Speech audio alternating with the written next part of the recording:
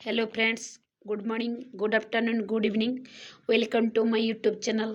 ମୁଁ ପ୍ରଭାତୀ ମୋ ଚ୍ୟାନେଲକୁ କେହି ପ୍ରଥମ କରି ଆସିଥିଲେ ତାକୁ ଲାଇକ୍ ଏବଂ ସବସ୍କ୍ରାଇବ୍ କରିଦିଅନ୍ତୁ।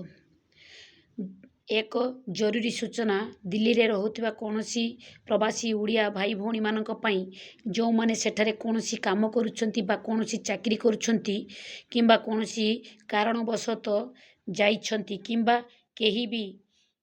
କେହି ବି ଦିଲ୍ଲୀରେ ବସବାସ କରୁଛନ୍ତି, ସେମାନେ ସେଠାରେ କୌଣସି ଅସୁବିଧାରେ ସମ୍ମୁଖୀନ ହେଉଛନ୍ତି। ଅସୁବିଧା ଯଥା ଦୁର୍ଘଟଣା ଜନିତ ହୋଇପାରେ କିମ୍ବା ସ୍ୱାସ୍ଥ୍ୟ ଜନିତ ହୋଇପାରେ କିମ୍ବା କୌଣସି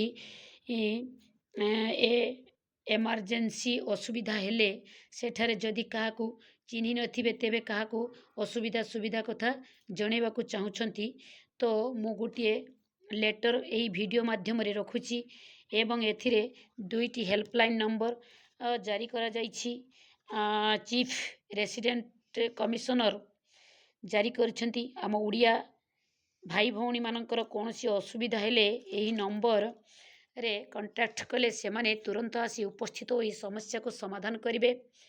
ଏହି ଲେଟରଟି 14/8/2024 ଓଡ଼ିଶା ସରକାରଙ୍କ ଦ୍ୱାରା ଦିଲ୍ଲୀରେ ରହୁଥିବା ପ୍ରବାସୀ ଓଡ଼ିଆ ଭାଇ ଭଉଣୀମାନଙ୍କ ପାଇଁ ଏଥିରେ ଦୁଇଟି ହେଲ୍ପଲାଇନ୍ ନମ୍ବର ଏବଂ ଗୋଟିଏ ମୋବାଇଲ୍ ନମ୍ବର ଏବଂ ଦୁଇଟି ଲ୍ୟାଣ୍ଡଲାଇନ୍ ନମ୍ବର ଆଉ ଇମେଲ୍ ID ନମ୍ବରଟିଏ ଅଛି ଏବଂ ଦୁଇଟି ଲ୍ୟାଣ୍ଡଲାଇନ୍ ନମ୍ବର ବି ଅଛି।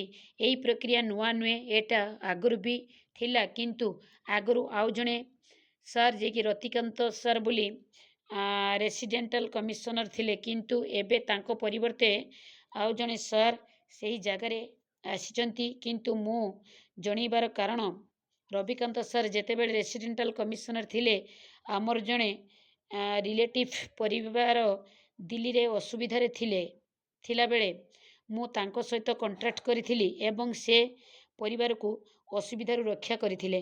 ତେଣୁ ଏବେ ସେହି ଜାଗାରେ ବିଶାଲ ଗଗନ ନାମରେ IAS ଅଫିସର ନିଯୁକ୍ତି ପାଇଛନ୍ତି। ତେଣୁ ଆମ ଓଡ଼ିଶାର ଭାଇ ଭଉଣୀମାନେ ଏସବୁ ଜାଣିଲେ ଅସୁବିଧାରେ ରହିବେ ନାହିଁ। ଆଜି ପାଇଁ ଏତିକି, ପୁଣି ଦେଖା ହେବ ଆର ଭିଡ଼ିଓରେ। Thank you for watching and subscribe now.